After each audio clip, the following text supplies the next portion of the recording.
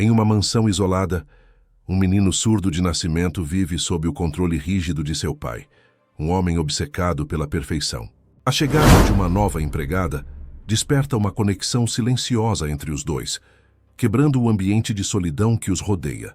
Mas um segredo sombrio que ameaça a vida do menino colocará todos em perigo, forçando escolhas que mudarão suas vidas para sempre. Se esta história te interessou, não se esqueça de se inscrever no nosso canal e diga-nos de que cidade você nos está vendo.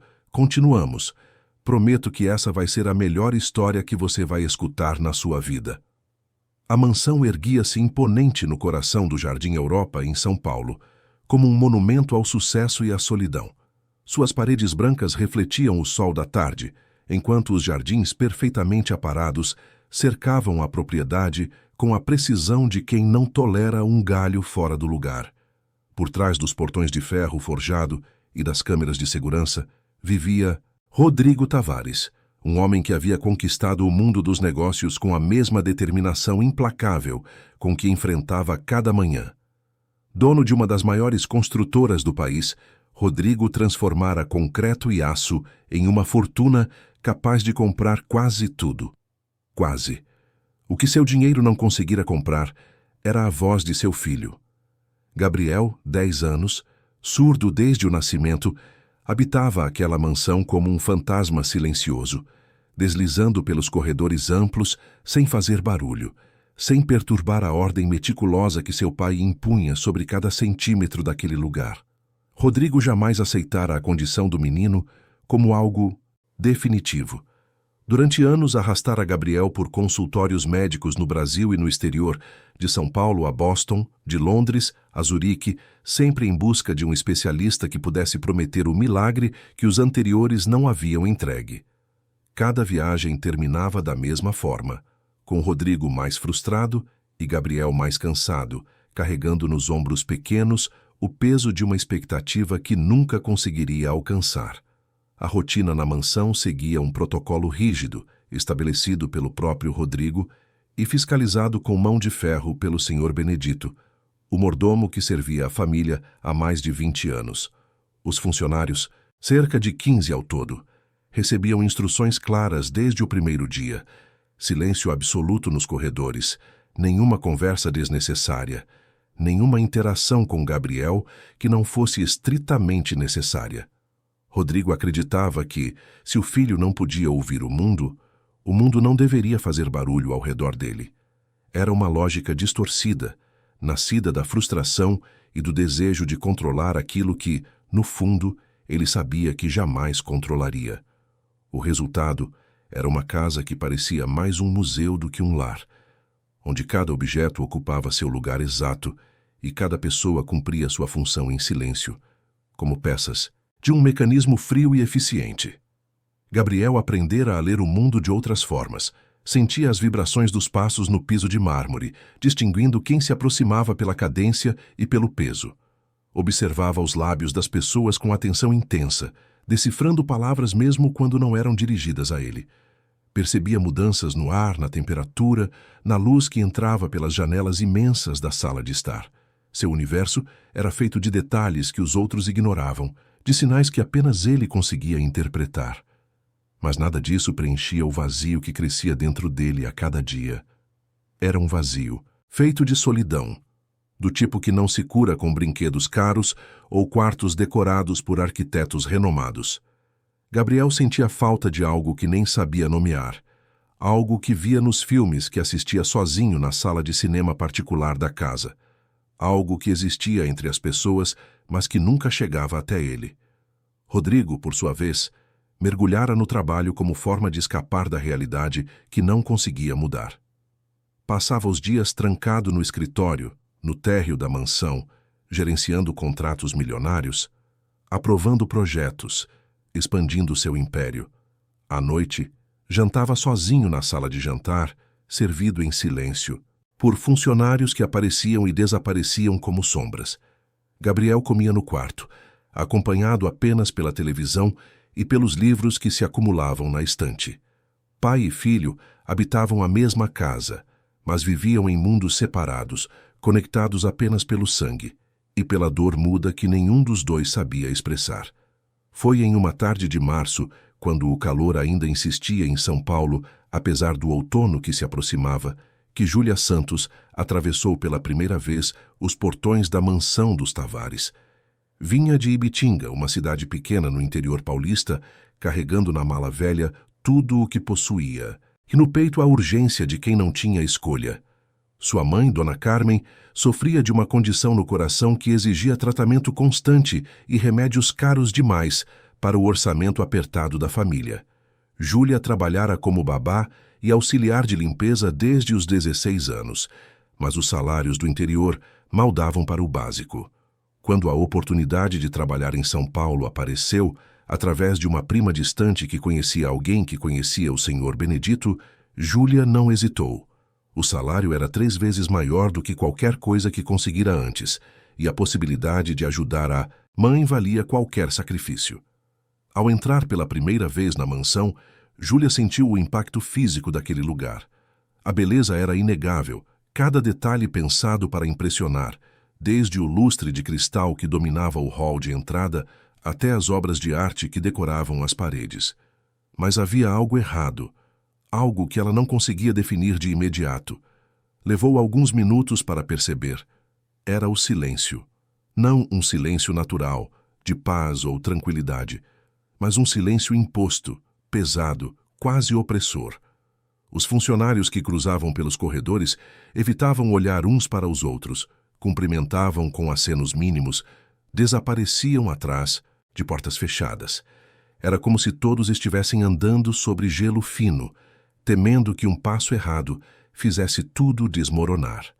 O senhor Benedito, um homem alto e magro de cerca de 60 anos, conduziu Júlia pelos corredores principais enquanto explicava suas funções com voz baixa e tom formal. Ela seria responsável pela limpeza e organização do 2º andar, onde ficavam os quartos de Gabriel e de Rodrigo, além de algumas salas de estar e a biblioteca. As regras eram muitas e específicas, horários rígidos para cada tarefa, produtos de limpeza determinados para cada superfície, procedimentos detalhados para organizar cada objeto. Mas a regra mais importante, enfatizada pelo mordomo com olhar severo, era sobre Gabriel. A senhora não deve, em hipótese alguma, interagir com o menino além do estritamente necessário, disse Benedito, parando no corredor do 2º andar e virando-se para encará-la. Senhor Rodrigo é muito claro quanto a isso. Gabriel precisa de um ambiente controlado, sem estímulos desnecessários. Qualquer contato inadequado pode resultar em demissão imediata. Está entendido? Júlia acenou com a cabeça, engolindo as perguntas que surgiram em sua mente. Não era seu lugar questionar as regras da casa, não quando precisava tanto daquele emprego. Mas, enquanto Benedito continuava, explicando os detalhes de suas tarefas, Júlia não conseguia parar de pensar no menino que vivia ali, isolado por ordem do próprio pai. Lembrou-se de suas sobrinhas em Ibitinga, sempre cercadas de primos, amigos, barulho e bagunça. Como seria crescer em uma casa onde até os funcionários eram proibidos de sorrir para você? O primeiro encontro entre Júlia e Gabriel aconteceu 2 dias depois, de forma completamente inesperada. Era meio da manhã e Júlia limpava a biblioteca do 2º andar, passando cuidadosamente um pano nas lombadas dos livros, quando percebeu um movimento no reflexo da janela. Virou-se devagar e viu o menino parado na porta, observando-a com olhos escuros e intensos. Gabriel usava uma camiseta azul marinho e calças de moletom cinza, os pés descalços sobre o tapete persa. Júlia congelou, lembrando-se das advertências do senhor Benedito. Não sabia se deveria cumprimentá-lo, ignorá-lo ou sair da sala. Por alguns segundos apenas ficaram ali, olhando um para o outro. Foi Gabriel quem quebrou o impasse. Caminhou até uma das estantes, pegou um livro ilustrado sobre animais marinhos e sentou-se no chão abrindo as páginas com cuidado. Júlia percebeu que ele não estava ali por ela, mas pela biblioteca em si, aquele que parecia ser seu refúgio dentro da mansão. Decidiu continuar seu trabalho, movendo-se devagar e em silêncio, respeitando o espaço do menino. De tempos em tempos, lançava olhares discretos na direção dele. Gabriel estava completamente absorto nas imagens das baleias e dos golfinhos, traçando os contornos com o dedo, como se pudesse sentir a textura do mar através do papel. Quando terminou de limpar a seção de livros, Júlia precisava passar para a outra parte da biblioteca, o que, inevitavelmente, significava passar perto de Gabriel. Aproximou-se com cuidado, tentando não assustá-lo, mas o menino levantou os olhos antes que ela chegasse perto. Por um instante, seus olhares se encontraram, e Júlia viu algo nos olhos dele que a atingiu como um soco no estômago. Era solidão, pura e profunda, do tipo que ela conhecia bem. A solidão de quem sabe que está sozinho mesmo cercado de gente, de quem aprendeu a não esperar nada de ninguém. Júlia não pensou, apenas agiu. Sorriu. Um sorriso genuíno, caloroso, do tipo que se oferece a um amigo. Gabriel ficou paralisado, como se não soubesse como reagir àquele gesto simples. Por um momento, pareceu que ia sorrir de volta, mas então desviou o olhar, rapidamente, voltando sua atenção para o livro. Júlia continuou seu trabalho, mas algo havia mudado dentro dela. Aquele menino precisava de muito mais do que limpeza e ordem. Precisava de alguém que o visse como uma criança, não como um problema a ser gerenciado. Os dias seguintes estabeleceram uma rotina silenciosa entre os dois.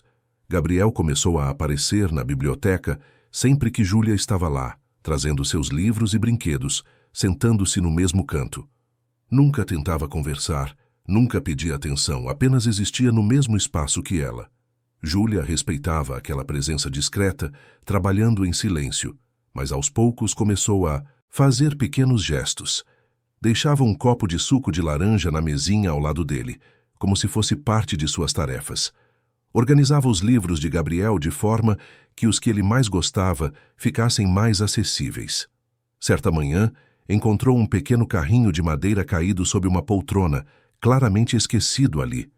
Em vez de simplesmente colocá-lo de volta na prateleira de brinquedos, Júlia o deixou discretamente ao lado dos livros de Gabriel, como um presente silencioso. Gabriel notou, é claro. Pegou o carrinho e o examinou por um longo tempo, virando-o nas mãos pequenas, testando as rodas. Então, levantou os olhos para Júlia, que fingia estar ocupada arrumando as almofadas do sofá. Pela primeira vez, o menino não desviou o olhar rapidamente. Ficou ali, segurando o carrinho, olhando para aquela moça que tratava seus pertences com cuidado, que não o ignorava nem o pressionava. E então aconteceu. Gabriel sorriu. Foi um sorriso pequeno, tímido, que durou apenas alguns segundos antes que ele voltasse sua atenção para o brinquedo. Mas foi real, genuíno, e Júlia sentiu seu coração apertar no peito. Benedito, entretanto, não demorou a perceber que algo estava acontecendo. Durante uma inspeção de rotina pelo segundo andar, flagrou Júlia e Gabriel na biblioteca, ela organizando os livros enquanto ele desenhava no chão.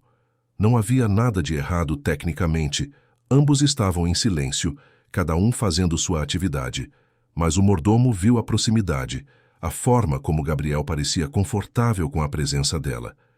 Aquilo era exatamente o tipo de coisa que o Sr. Rodrigo proibira.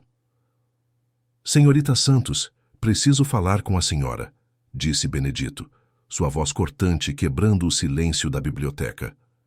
Júlia levantou-se imediatamente, o coração acelerado. Gabriel também olhou para cima, seus olhos arregalados de preocupação. Benedito fez um gesto para que ela o seguisse, e Júlia não teve escolha senão obedecer, lançando um último olhar para o menino antes de sair. No corredor, longe dos ouvidos de Gabriel, que de qualquer forma não ouviria, Benedito foi direto ao ponto.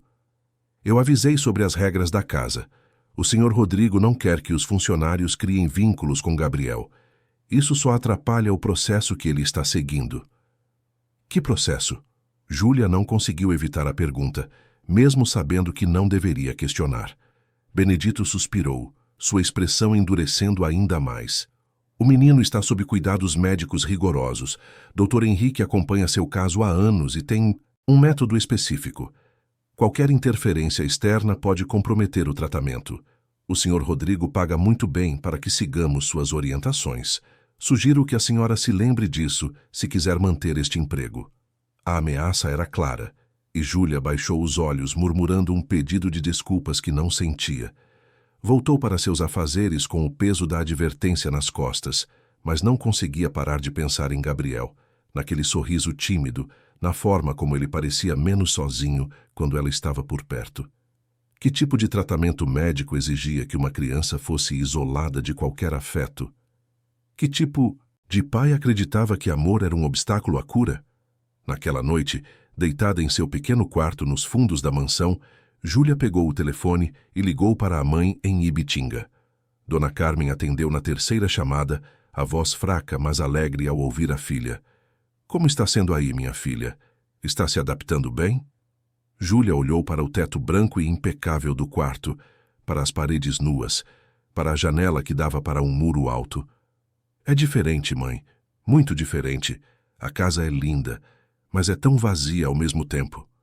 Tem um menino aqui, filho do patrão. Ele é surdo e fica sempre sozinho. Dá uma dó, sabe? Coitadinho, murmurou Dona Carmen. Mas você tem que tomar cuidado, Júlia. Gente rica tem seus costumes e suas regras. Não vai se meter em confusão, vai? Você precisa desse emprego. Eu sei, mãe, eu sei. Júlia fechou os olhos, sentindo as lágrimas pressionarem. Como está passando? Conseguiu pegar os remédios que o médico passou? Consegui, sim. Graças a Deus e ao dinheiro que você mandou. Estou me sentindo melhor, Júlia. Você está fazendo a coisa certa. Aguenta firme aí, minha filha. É só até conseguirmos juntar para a cirurgia. Depois que desligou, Júlia ficou muito tempo acordada, pensando em sua mãe que precisava dela, no emprego que não podia perder e em Gabriel, aquele menino que aprendera a viver sem esperar nada de ninguém.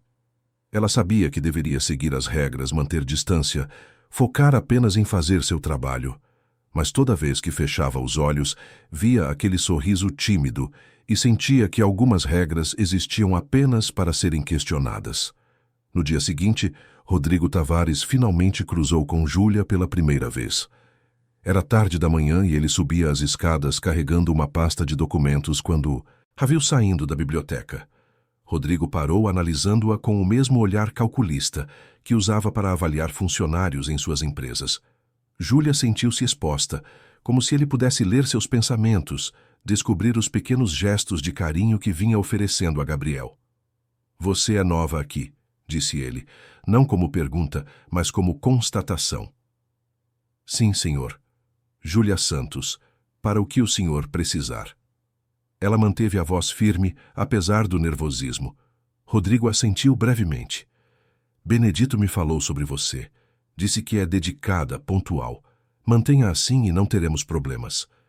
Ele ia continuar subindo as escadas, mas parou e virou-se novamente. E fique longe do meu filho. Ele não precisa de distrações. As palavras foram ditas com frieza, como se Gabriel fosse um projeto empresarial que exigia foco total, não uma criança que precisava de atenção. Júlia engoliu a resposta que queria dar e apenas assentiu observando Rodrigo subir os degraus restantes e desaparecer no corredor. Ela ficou ali parada por um momento, tentando entender como um pai podia ser tão cego para as necessidades do próprio filho. Mas Júlia Santos não era do tipo que desistia facilmente. Crescera em uma família humilde, onde cada real precisava ser esticado até o fim do mês, onde nada era dado e tudo tinha que ser conquistado com um trabalho duro. Aprendera desde cedo que as melhores coisas da vida não custavam dinheiro, amor, carinho, presença. Essas eram riquezas que nenhuma fortuna podia comprar. E enquanto continuava suas tarefas pela mansão, limpando, organizando, mantendo tudo impecável, uma certeza crescia dentro dela. Gabriel merecia mais do que aquele silêncio sufocante. Merecia ser visto, ser ouvido no único jeito que importava, com o coração, não com os ouvidos. As semanas passaram e a primavera chegou a São Paulo, trazendo dias mais longos e flores que desabrochavam nos jardins da mansão. Júlia estabelecera uma rotina cuidadosa, cumprindo todas as suas obrigações com perfeição, mas encontrando pequenas brechas para existir no mundo de Gabriel sem violar abertamente as regras. Uma flor deixada na janela da biblioteca, uma fruta cortada em formato de estrela, um desenho simples feito em um post-it e colado discretamente no espelho do banheiro que ele usava. Eram gestos mínimos, quase invisíveis, mas Gabriel notava cada um deles. E aos poucos, aquele menino que aprendera a não esperar nada, começou a esperar pelos pequenos presentes silenciosos que Júlia deixava em seu caminho. Certa tarde, enquanto limpava o quarto de Gabriel durante o horário em que ele tinha aula com o professor particular, Júlia encontrou uma caixa de sapatos velha debaixo da cama. Curiosa, abriu e descobriu um tesouro de memórias. Fotos antigas de Gabriel bebê, com uma mulher que devia ser sua mãe. Ingressos de cinema, conchas do mar, desenhos infantis amarelados pelo tempo. No fundo da caixa, havia uma carta dobrada, escrita com letra feminina e delicada. Júlia segurou a carta com cuidado, como se fosse algo sagrado. A letra era delicada, feminina, carregada de amor em cada curva das palavras. Começava com "Meu Gabriel amado" e seguia descrevendo sonhos e promessas de uma mãe para seu filho. Falava sobre o dia em que ele nasceu, sobre como segurou aquele bebê pequeno nos braços e soube instantaneamente que o amaria mais do que a própria vida. Mencionava planos para o futuro, viagens que fariam juntos, histórias que contaria, canções que cantaria mesmo sabendo que ele não as ouviria. A carta terminava com uma frase que ficou gravada na mente de Júlia. "O amor não precisa de som, meu filho. Ele se faz sentir de tantas outras formas. Estarei sempre com você, mesmo quando não puder estar." As mãos de Júlia tremiam enquanto recolocava a carta na caixa e a devolvia ao seu lugar embaixo da cama. Não ousara perguntar sobre a mãe de Gabriel, ninguém na mansão falava sobre ela, como se fosse mais um assunto proibido na lista interminável de regras não ditas. Mas aquela carta revelava algo importante. Houve um tempo em que amor habitou aquela casa, em que Gabriel foi envolvido em afeto genuíno. O que acontecera para que tudo se transformasse naquele mausoléu de silêncio? Júlia terminou a limpeza do quarto com o coração pesado, pensando naquela mulher, que escrevera palavras tão bonitas, imaginando onde estaria agora, se sabia como o filho vivia. Quando desceu para o primeiro andar para buscar material de limpeza, quase colidiu com o doutor Henrique Valente no corredor. O médico da família era um homem na faixa dos 50 anos de aparência impecável, com cabelos grisalhos penteados para trás e óculos de armação cara. Carregava uma maleta preta de couro e conversava ao telefone com alguém, sua voz baixa, mas cheia de autoridade. Não pode haver alterações no protocolo", dizia ele ao telefone, passando por Júlia como se ela fosse invisível. "Já discutimos isso. O tratamento deve seguir exatamente como planejado. Qualquer mudança pode comprometer anos de progresso." Ele desapareceu em direção ao escritório de Rodrigo, e Júlia ficou parada ali, processando aquelas palavras. Que tipo de tratamento era tão rígido que não podia ser alterado? E por que tinha a impressão de que aquele médico falava de Gabriel como se fosse um experimento, não um paciente? À noite, durante o jantar silencioso que os funcionários faziam na cozinha, Júlia tentou descobrir mais informações. Sentou-se ao lado de Mariana, uma das criadas mais antigas da casa, uma mulher de 40 e poucos, anos que trabalhava ali desde antes de Gabriel nascer. "Mariana", começou Júlia casualmente, mexendo no arroz com feijão do prato. "Posso te fazer uma pergunta?" Mariana olhou ao redor antes de responder, verificando se o Sr. Benedito não estava por perto. "Depende da pergunta. A mãe de Gabriel, o que aconteceu com ela?" O rosto de Mariana se fechou instantaneamente. "Júlia, esse é assunto que a gente não toca. Sério mesmo. Se o Benedito ouvir você perguntando isso..." "Eu só quero entender", insistiu Júlia em voz baixa. "Como é que uma criança vive assim tão sozinha? Não é normal." Mariana suspirou, colocando o garfo no prato e olhando diretamente para Júlia. "Olha, eu vou te dizer só porque você parece ser gente boa e não quero que você se meta em confusão por curiosidade. A senhora Marina, mãe do Gabriel, ela teve complicações logo depois que o menino nasceu. Passou uns meses no hospital, mas não resistiu. O senhor Rodrigo nunca se recuperou direito da perda. Quando descobriu que o Gabriel tinha nascido surdo, parece que algo quebrou dentro dele. Virou esse homem que você conhece, obcecado em achar uma cura como se isso fosse apagar tudo o que aconteceu." Júlia: Sentiu um aperto no peito. Ele acha que se o Gabriel ouvir, vai trazer a esposa de volta? Não sei o que ele acha, disse Mariana, voltando a comer. Só sei que esse jeito dele de lidar com as coisas só está fazendo o menino sofrer mais. Mas não é da nossa conta, Júlia. A gente trabalha aqui, recebe no final do mês e vai embora. Não podemos mudar a forma como gente rica cria seus filhos. Mas Júlia não conseguia aceitar aquela resignação. Naquela noite, deitada em sua cama, pensou em Gabriel sozinho naquele quarto imenso, dormindo rodeado por brinquedos caros, mas sem ninguém para brincar com ele. Cercado de livros, mas sem ninguém com quem compartilhar as histórias. Pensou na carta que a mãe dele havia escrito, nas promessas de amor e presença que foram roubadas pela morte. E tomou uma decisão. Dentro dos limites do que podia fazer, dentro das brechas das regras, ela tentaria dar a Gabriel um pouco do afeto que ele merecia. Os dias seguintes trouxeram uma mudança sutil, mas perceptível na dinâmica entre Júlia e Gabriel. O menino começou a procurá-la mais abertamente, não apenas ficando no mesmo ambiente, mas seguindo-a discretamente pelos cômodos enquanto ela trabalhava. Júlia percebia quando ele aparecia, sentia aquela presença silenciosa atrás dela, mas não dizia nada, apenas continuava suas tarefas, permitindo que ele ficasse por perto. Às vezes, Gabriel ajudava, alcançando objetos que ela precisava, segurando o cesto de roupa enquanto ela dobrava as toalhas. Eram interações simples, sem palavras, mas carregadas de significado. Uma manhã, Júlia estava trocando a água dos vasos de flores no corredor, quando Gabriel apareceu segurando um pequeno caderno e um lápis. Ele abriu o caderno em uma página em branco e escreveu com letra infantil, mas caprichada. "Você gosta de flores?" Júlia sentiu o coração acelerar. Era a primeira vez que Gabriel tentava se comunicar diretamente com ela através de palavras escritas. Olhou ao redor rapidamente, verificando se não havia ninguém por perto, antes de pegar o lápis que ele oferecia. "Adoro", escreveu ela.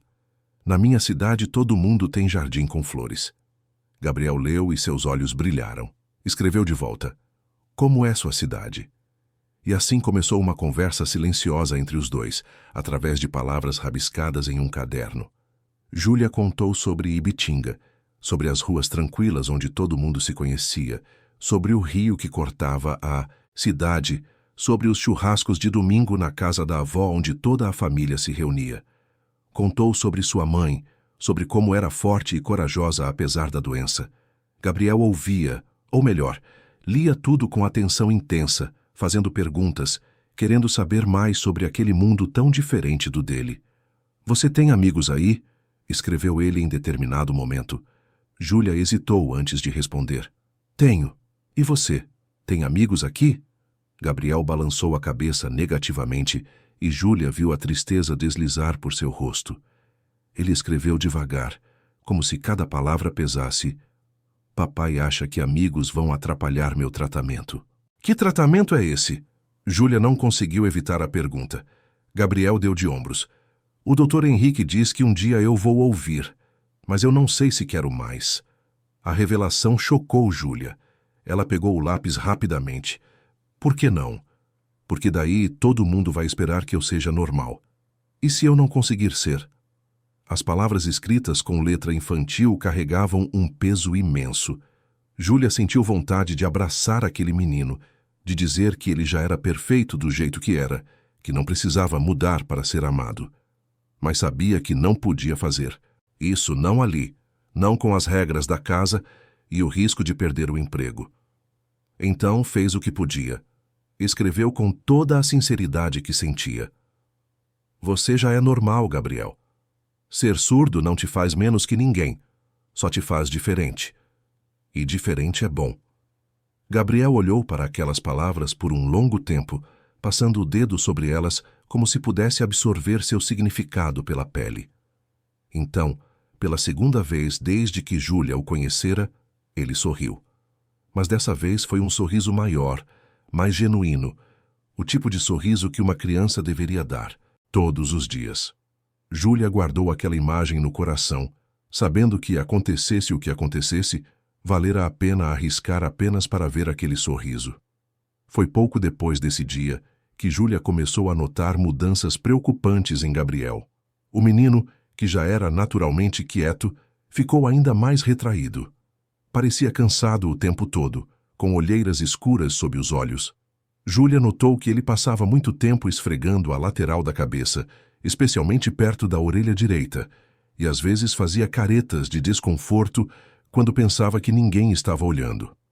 Durante as suas aulas com o professor particular, Gabriel tinha dificuldade em se concentrar, ficando inquieto e irritado de uma forma que não era característica dele. Júlia tentou falar sobre suas preocupações com Mariana, mas a outra empregada apenas disse que Gabriel sempre teve dias ruins, que fazia parte de sua condição. O senhor Rodrigo e o doutor Henrique sabem o que fazem, Júlia. Não se meta. Mas Júlia não conseguia ignorar o que via. Certa tarde, enquanto arrumava a biblioteca, ela observou Gabriel tentando ler um de seus livros favoritos.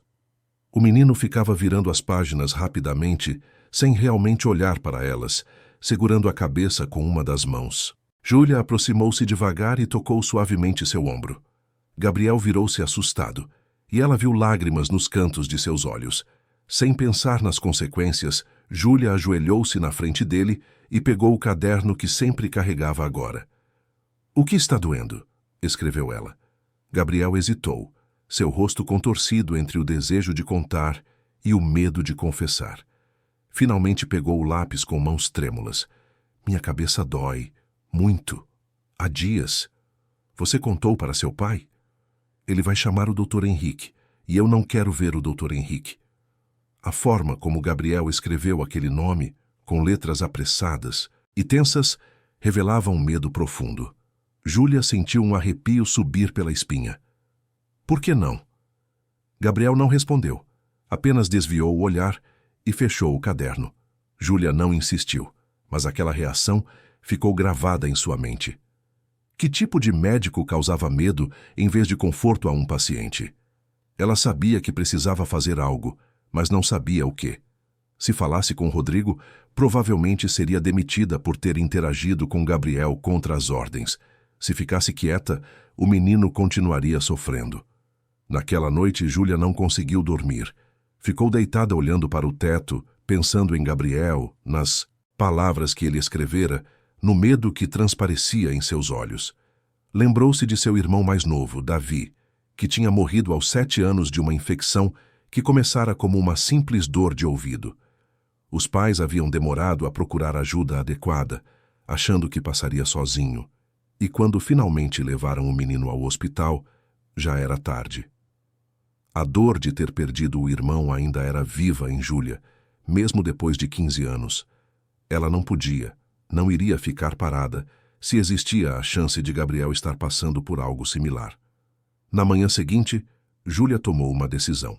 Durante seu horário de almoço, quando a maior parte dos funcionários estava na cozinha, ela saiu discretamente da mansão e foi até uma farmácia próxima. Não sabia exatamente o que procurava, mas conversou com o farmacêutico, descrevendo os sintomas de Gabriel sem mencionar seu nome ou o fato de ser surdo. O homem, um senhor de idade com óculos grossos, ouviu atentamente. "Pode ser muita coisa", disse ele, coçando o queixo. "Dor de cabeça persistente, desconforto na região do ouvido, irritabilidade. Pode ser desde uma simples enxaqueca até algo mais sério, como uma infecção não tratada corretamente. A criança está sendo acompanhada por médico." "Está", respondeu Júlia, "mas eu queria uma segunda opinião." O farmacêutico assentiu compreensivo. "Olha, sem examinar não posso dizer muito, mas se a dor é persistente e está piorando, não deve ser ignorada, principalmente em crianças. O corpo delas avisa quando algo está errado." Júlia agradeceu e voltou para a mansão com o coração ainda mais pesado. Sabia que precisava conversar com alguém, mas quem? Rodrigo provavelmente a demitiria no ato por se meter onde não fora chamada. O senhor Benedito seguia as ordens do patrão cegamente. Mariana e os outros funcionários preferiam não se envolver. Restava apenas uma opção, por mais arriscada que fosse: Naquela tarde, quando soube que o Dr. Henrique viria para uma das consultas de rotina de Gabriel, Júlia planejou estar por perto. Ficou limpando o corredor próximo à sala onde as consultas aconteciam, movendo-se devagar, prestando atenção aos sons que vinham de dentro. Ouvia a voz grave do Dr. Henrique, mas não conseguia distinguir as palavras. Após cerca de 40 minutos, a porta se abriu e o médico saiu, acompanhado por Rodrigo. Os exames estão todos normais, dizia o Dr. Henrique, ajeitando os papéis em sua pasta. Como sempre, nenhuma alteração significativa. Continue com a medicação que prescrevi. E a possibilidade do implante coclear que discutimos? Perguntou Rodrigo, sua voz carregada de esperança ansiosa. Ainda não é o momento adequado, respondeu o médico com firmeza. Precisamos seguir o protocolo. Qualquer intervenção prematura pode comprometer o processo todo. Confie em mim, Rodrigo. Temos trabalhado juntos há anos. Sei o que é melhor para Gabriel. Os dois se despediram, e o Dr. Henrique desceu as escadas em direção à saída. Júlia, agindo por impulso, seguiu-o rapidamente. Alcançou-o já no hall de entrada, chamando-o com voz baixa, mas urgente. Dr. Henrique, com licença. O médico parou e virou-se surpreso. Olhou para Júlia com uma expressão que misturava curiosidade e irritação. Sim? Precisa de algo? Júlia respirou fundo, juntando coragem. É sobre Gabriel, senhor. Eu trabalho aqui e tenho notado que ele não está bem. Ele reclama de dores de cabeça fortes, esfrega o ouvido direito constantemente, está cansado e irritado. Eu sei que não é meu lugar falar, mas estou preocupada. O rosto do Dr. Henrique endureceu. Você trabalha aqui como o que exatamente? Sou empregada, senhor. Faço a limpeza e organização da casa. Entendo. O médico cruzou os braços. E desde quando empregadas? Domésticas têm formação médica para fazer diagnósticos? A condescendência em sua voz fez o sangue de Júlia ferver, mas ela manteve a compostura. Não tenho formação médica, senhor, mas tenho olhos. E vejo que aquele menino está sofrendo. Gabriel está sob meus cuidados há anos, disse o Dr. Henrique, sua voz baixa, mas ameaçadora. Conheço cada aspecto de sua condição. O que você chama de sofrimento é parte natural do tratamento. Sugiro que volte para suas funções e deixe questões médicas para quem entende do assunto. Ele virou-se para sair, mas Júlia não conseguiu ficar quieta. E se for algo sério? E se ele precisar de ajuda agora? O Dr. Henrique parou com a mão na maçaneta da porta. Por um momento, Júlia pensou que ele fosse responder com raiva, mas quando ele se virou novamente, seu rosto estava calmo, quase amigável, de uma forma que era ainda mais perturbadora. Escute bem, senhorita, disse o Dr. Henrique com voz controlada. Gabriel tem uma condição complexa que requer anos de acompanhamento especializado. Qualquer alarmismo desnecessário apenas prejudica o andamento do tratamento e causa estresse indevido à família. Se você realmente se importa com o bem-estar do menino, mantenha-se em sua função e deixe os profissionais fazerem o trabalho deles, está claro? Júlia assentiu mecanicamente, mas enquanto observava o médico sair pela porta principal e entrar em seu carro importado, uma certeza crescia dentro dela. Havia algo profundamente errado ali. A forma como ele desqualificara suas preocupações sem sequer considerar a possibilidade de investigar. A forma como falava de Gabriel como se fosse um caso clínico e não uma criança sofrendo. Algo não fechava.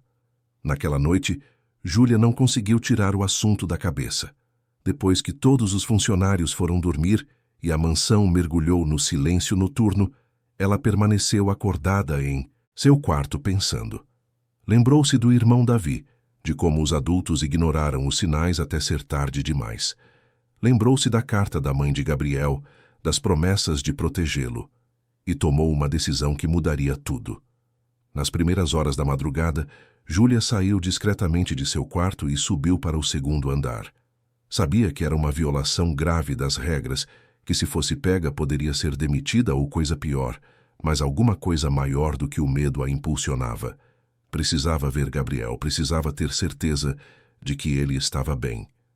Caminhou pelos corredores iluminados apenas pela luz da lua que entrava pelas janelas altas, seus pés descalços não fazendo barulho sobre o piso frio.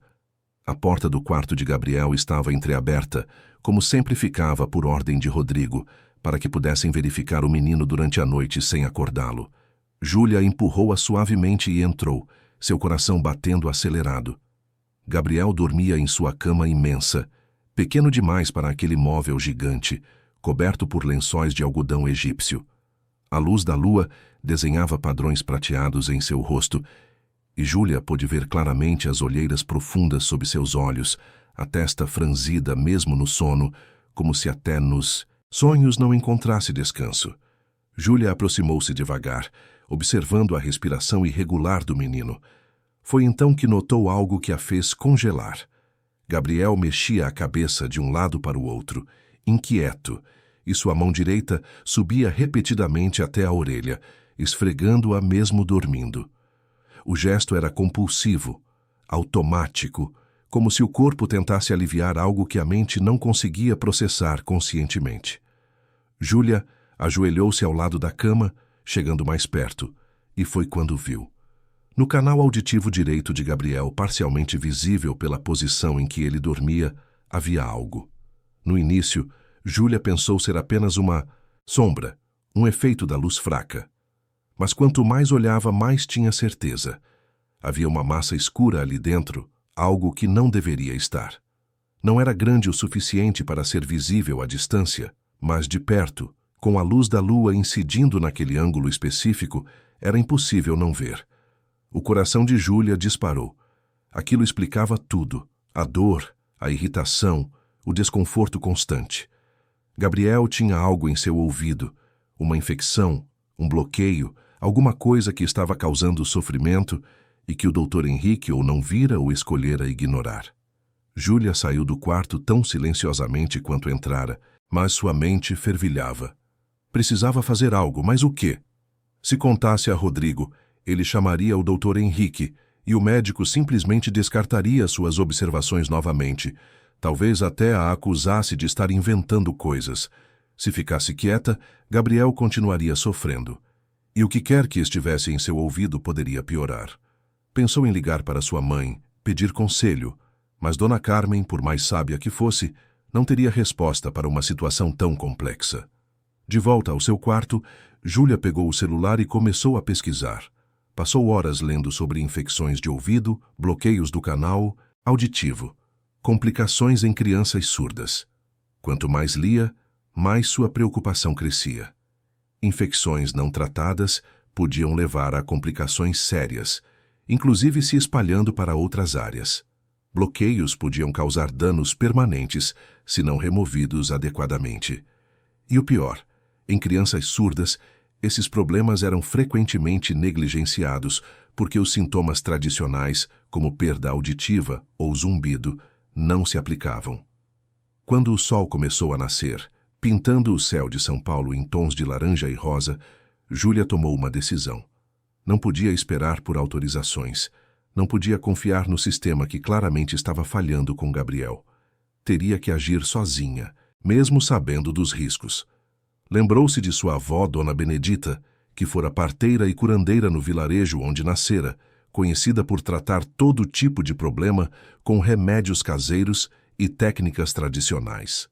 Júlia crescera vendo a avó limpar feridas, tratar infecções simples, remover farpas e espinhos com mãos firmes e conhecimento passado de geração em geração. Durante o dia, Júlia cumpriu suas tarefas normalmente, mas sua mente trabalhava em um plano. Precisaria de material básico, uma pinça pequena e esterilizada, óleo morno para amolecer qualquer bloqueio, luz adequada para enxergar melhor e, principalmente, privacidade absoluta.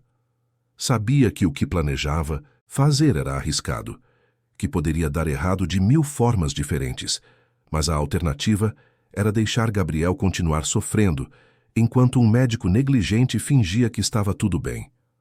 À tarde, quando Gabriel estava em sua aula de língua de sinais com o professor particular, Júlia saiu discretamente da mansão mais uma vez.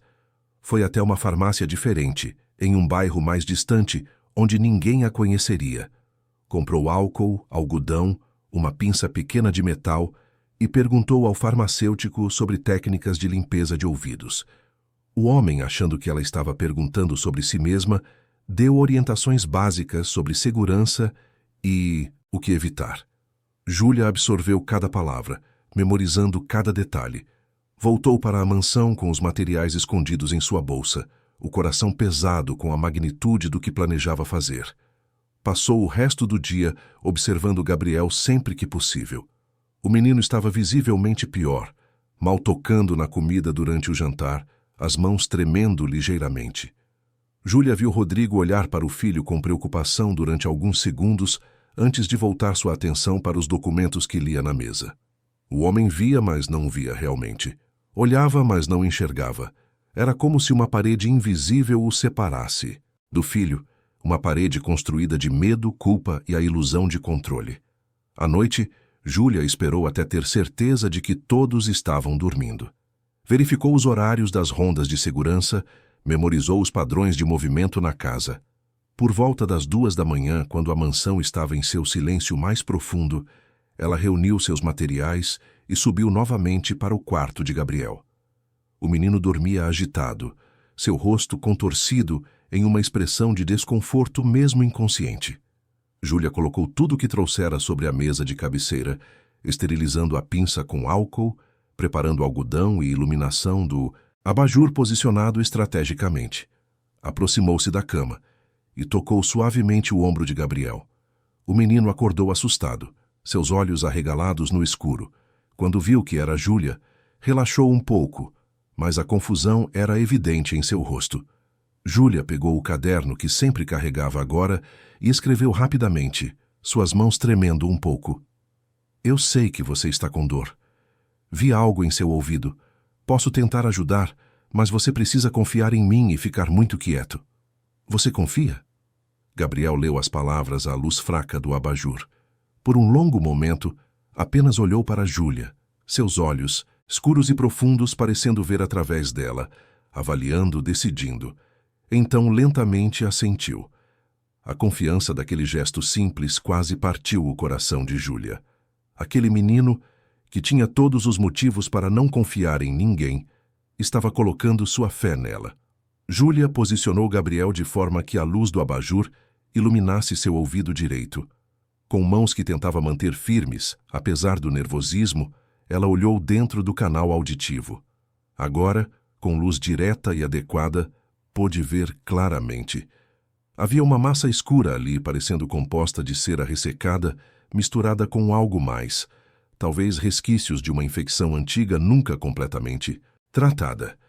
Não era apenas um bloqueio simples, era um acúmulo que devia estar ali há muito tempo, comprimido e endurecido, causando pressão e dor constantes.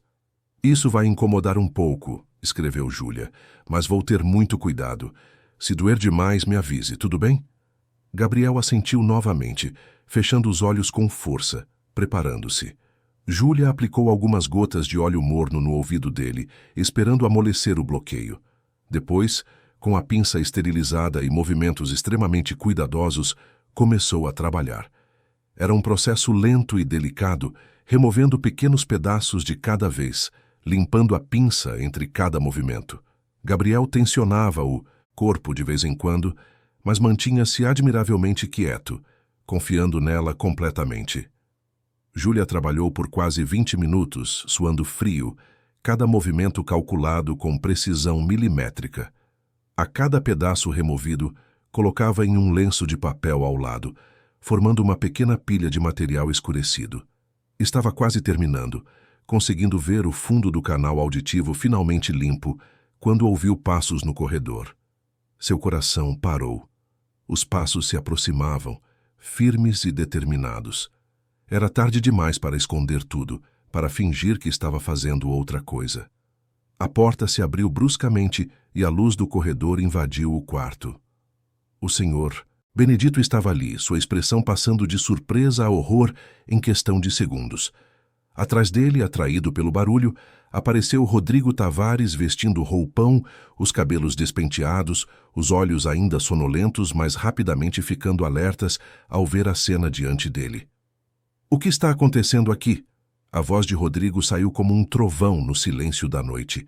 Júlia levantou-se automaticamente, a pinça ainda em sua mão, e foi quando aconteceu. Rodrigo viu o filho deitado na cama, o ouvido vermelho pela manipulação, o lenço de papel com aquela massa escura e Júlia parada ali com um instrumento na mão. A conclusão que ele tirou foi a pior possível.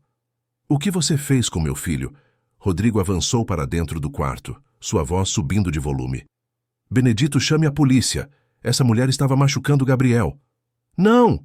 Júlia gritou, tentando explicar, mas as palavras se atropelavam. "Eu não estava machucando, eu estava ajudando. Ele tinha algo bloqueando o ouvido, estava causando dor." Mas Rodrigo não escutava. Tinha os olhos fixos em Gabriel, que estava sentado na cama agora, confuso e assustado com todo o caos. Benedito já pegava seu celular para fazer a ligação quando Gabriel fez algo que ninguém esperava. Levantou-se da cama, cambaleando um pouco, e foi até a mesa de cabeceira. Pegou o caderno e o lápis e começou a escrever freneticamente. Então mostrou o papel para o pai, suas mãos tremendo. "Ela estava me ajudando. Eu pedi. Meu ouvido doía muito. Por favor, não machuca ela." Rodrigo leu as palavras, mas a raiva ainda queimava em seus olhos. "Você não sabe o que está dizendo, Gabriel. Essa mulher não tem formação médica.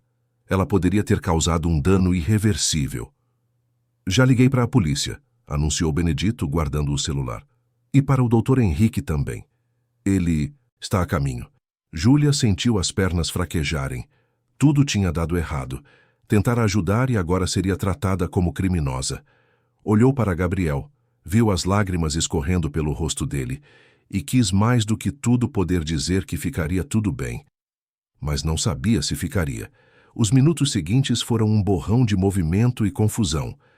Rodrigo mandou que Benedito levasse Júlia para a sala de segurança no térreo, uma pequena sala sem janelas onde os guardas da propriedade ficavam durante o dia. Júlia foi praticamente arrastada a escada abaixo, enquanto ouvia Gabriel gritando, não com palavras, mas com sons, angustiados, tentando impedir que a levassem. O som era terrível, primitivo, a voz de alguém que raramente usava as cordas vocais sendo forçada a um extremo de desespero. Na sala de segurança, Júlia sentou-se em uma cadeira dura, as mãos tremendo descontroladamente. Conseguia ouvir movimento na casa, vozes alteradas, e depois o som de uma sirene se aproximando. Fechou os olhos, pensando em sua mãe, em como Dona Carmen receberia a notícia de que a filha tinha sido presa. Pensou em Gabriel, naquele menino que finalmente confiara em alguém apenas para ver essa pessoa ser arrancada dele violentamente. Pensou em tudo que dera errado quando tudo que queria era fazer algo dar certo. O Dr. Henrique chegou antes da polícia. Júlia ouviu sua voz no hall de entrada, falando com Rodrigo, o tom urgente, mas controlado. Não conseguia distinguir as palavras, mas podia imaginar o conteúdo. Alertas sobre contaminação, riscos de infecção, possível processo por exercício ilegal da medicina. Cada acusação provavelmente verdadeira, cada consequência provavelmente merecida. Ela tinha agido sem autorização, sem conhecimento adequado, movida apenas pela urgência e pela fé de que estava fazendo a coisa certa. E talvez tivesse sido a coisa mais errada que poderia fazer. Quanto tempo passou? Júlia não soube dizer. Poderiam ter sido minutos ou horas, o tempo perdera significado naquela sala sem janelas. Quando a porta finalmente se abriu, era o Dr. Henrique, carregando sua maleta, seguido por Rodrigo com uma expressão que Júlia não conseguiu decifrar. O médico olhou para ela com desprezo mal disfarçado. "Você tem ideia do que fez?" começou ele, sua voz fria e cheia de autoridade. "Gabriel está em estado de choque. O canal auditivo está traumatizado. Qualquer progresso que fizemos nos últimos anos pode ter sido comprometido por sua interferência irresponsável." Júlia queria se defender, queria explicar o que vira, mas as palavras morriam em sua garganta. Quem acreditaria nela contra um médico renomado? Quem daria valor à palavra de uma empregada doméstica do interior contra um especialista com décadas de experiência? Abaixou os olhos, derrotada. "A polícia está subindo para tomar seu depoimento", continuou o Dr. Henrique. Aconselho que você coopere completamente.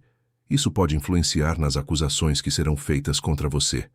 Rodrigo, até então calado, finalmente falou. Henrique, você tem certeza de que foi isso que causou o estado dele? Não poderia ser a dor de ouvido que ela mencionou? Rodrigo, por favor. O médico suspirou como se estivesse lidando com uma criança teimosa. Gabriel não tinha dor de ouvido. Eu o examinei há menos de uma semana. Estava perfeitamente bem. O que ele está sentindo agora é o resultado do trauma causado por essa. Ele apontou para Júlia com desdém. Dessa invasão grotesca. Foi nesse momento que um som ecoou pela mansão, vindo do andar de cima. Um som que fez Rodrigo Tavares congelar completamente, que fez o Dr. Henrique virar-se bruscamente, que fez Júlia levantar os olhos com o coração disparado. Era uma voz. A voz de Gabriel.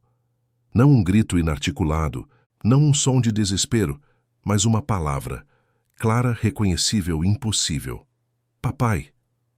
A palavra flutuou pelo ar como algo tangível, carregada de um peso que transcendia o som em si.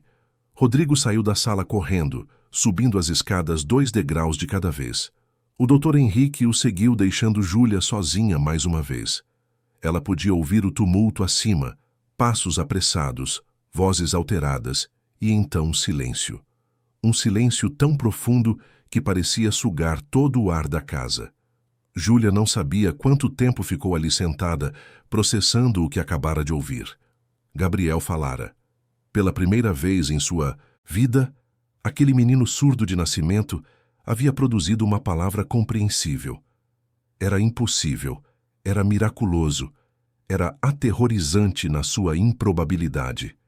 E Júlia, com sua intervenção desesperada e não autorizada, tinha algo a ver com isso. Quando os policiais finalmente chegaram, encontraram uma casa em caos emocional. Subiram para o 2º andar, onde Rodrigo estava ajoelhado ao lado da cama de Gabriel, segurando as mãos do filho enquanto lágrimas escorriam por seu rosto. O menino estava pálido, exausto, mas seus olhos estavam abertos e conscientes. O Dr. Henrique permanecia ao lado, verificando os sinais vitais de Gabriel com uma expressão que oscilava entre preocupação profissional e algo mais difícil de definir. Um dos policiais, um homem de meia idade com expressão severa, desceu para a sala de segurança onde Júlia esperava. Fez as perguntas de praxe, anotou suas respostas em um bloco, documentou a cena. Júlia respondeu tudo com voz monótona, cansada demais para sentir medo. Contou sobre as dores de Gabriel, sobre o que vira em seu ouvido, sobre sua decisão de agir quando ninguém mais parecia disposto a fazê-lo. O policial ouvia sem julgar, apenas registrando os fatos. A senhora entende que o que fez foi extremamente perigoso? Perguntou ele ao final. Que poderia ter causado danos sérios à criança? Entendo, Júlia respondeu baixinho, mas eu não podia ficar parada vendo ele sofrer. O policial fechou o bloco e olhou para ela com uma expressão que era quase compreensiva. Vou precisar levá-la para a delegacia para um depoimento formal. O resto dependerá se os responsáveis pela criança decidirem ou não apresentar queixa. Júlia acenou resignada. Deixou-se ser conduzida para a viatura policial estacionada na frente da mansão. Ao passar pelo hall de entrada, olhou uma última vez para aquela casa que, por algumas semanas, havia sido seu lugar de trabalho, e onde encontrara um menino que precisava desesperadamente de alguém que se importasse. Não sabia se voltaria a vê-la, se voltaria a ver Gabriel. A dor dessa incerteza era quase física. Na delegacia, repetiram-se as perguntas, o processo burocrático de registrar sua versão dos fatos. Júlia foi fotografada, teve suas digitais coletadas, assinou papéis que mal lia. Tudo parecia irreal, como se estivesse acontecendo com outra pessoa. Quando finalmente a deixaram fazer uma ligação, suas mãos tremiam tanto que mal conseguia digitar o número da mãe. Mãe? Sua voz quebrou assim que Dona Carmen atendeu. Júlia, filha, que horas são? O que aconteceu? Entre soluços, Júlia contou tudo. Não guardou nada, desde o primeiro dia que vira Gabriel até o momento em que fora presa. Dona Carmen ouviu em silêncio, e quando Júlia terminou, havia lágrimas também na voz da mulher mais velha. Minha filha, disse Dona Carmen com voz embargada, Você fez o que seu coração mandou. Não posso dizer que foi sensato, não posso dizer que foi certo, mas sei que foi feito com amor, e amor nunca é completamente errado. As palavras da mãe foram um bálsamo, mas não eliminaram a realidade da situação. Júlia passaria a noite na delegacia, aguardando decisões que não estavam em suas mãos. Deitou-se na cama dura da cela, olhando para o teto manchado, pensando em tudo o que acontecera, e pensando principalmente naquela palavra que ouvira Gabriel pronunciar: papai. A primeira palavra dele, arrancada do silêncio de 10 anos, ecoando em uma casa que sempre fora muda demais. Enquanto isso, na mansão dos Tavares, Rodrigo não conseguia se afastar de Gabriel. Ficou sentado ao lado da cama do filho a noite toda, observando-o dormir um sono agitado. O Dr. Henrique examinara o menino extensivamente, declarara que não havia danos permanentes, mas que era preciso monitoramento cuidadoso. Depois partira, mas não antes de enfatizar novamente os riscos do que acontecera, o perigo de intervenções não profissionais. Mas Rodrigo não conseguia parar de pensar naquela palavra. Gabriel falara. Seu filho, que ele arrastara por dezenas de especialistas, que submetera a incontáveis exames e tratamentos, havia falado pela primeira vez não em uma clínica sofisticada ou durante um procedimento médico caro, mas em um momento de desespero, chamando por ele. E tinha sido depois que uma empregada doméstica fizera algo que o Dr. Henrique descartara como impossível: remover um bloqueio que estaria causando dor. Na manhã seguinte, Rodrigo levantou-se cedo com os olhos vermelhos de cansaço, mas a mente estranhamente clara. Gabriel ainda dormia. Então, desceu para o escritório e começou a fazer ligações. Primeiro para seu advogado, depois para alguns contatos no hospital, onde o Dr. Henrique tinha consultório. Pediu cópias completas do histórico médico de Gabriel, todos os exames realizados nos últimos anos, todas as prescrições, todos os relatórios. Queria entender, precisava entender o que estava acontecendo. Foi Mariana quem trouxe o café da manhã para o escritório. A empregada mais antiga da casa tinha os olhos inchados, claramente tinha chorado. Colocou a bandeja sobre a mesa com cuidado excessivo. Senhor Rodrigo, começou ela com voz hesitante, posso falar algo? Rodrigo olhou para ela surpreso. Em todos os anos que Mariana trabalhava ali, ela nunca iniciara uma conversa além do estritamente necessário. Claro, Mariana respirou fundo, juntando coragem. A Júlia, ela não estava tentando machucar o Gabriel. Ela se preocupava com ele de verdade. Via ele todos os dias, via que ele estava sofrendo. Ela só queria ajudar. Ela não tem formação médica, retrucou Rodrigo, mas sem a raiva da noite anterior. Poderia ter causado um dano irreversível. Com todo respeito, senhor. Mariana manteve os olhos baixos, mas continuou falando. Aquele menino está vivendo em uma prisão. Ele tem tudo que o dinheiro pode comprar, mas não tem nada do que realmente precisa. A Júlia foi a primeira pessoa em muito tempo que olhou para ele e viu uma criança, não um problema a ser resolvido. As palavras atingiram Rodrigo como um tapa. Queria negar, queria dizer que Mariana não sabia de nada, mas a verdade nelas era inegável. Gabriel tinha tudo, exceto o que mais importava. Tinha uma casa enorme, mas nenhum lar. Tinha um pai, mas nenhuma presença real. Tinha tratamento médico de primeira linha, mas nenhuma cura para a solidão. Gabriel falou ontem, disse Rodrigo baixinho, mais para si mesmo do que para Mariana. Pela primeira vez em 10 anos meu filho falou. Eu sei, senhor. Todo mundo na casa ouviu. Foi um milagre. Foi um milagre, repetiu Rodrigo, mas não do tipo que eu esperava. E talvez seja exatamente o milagre que ele precisava.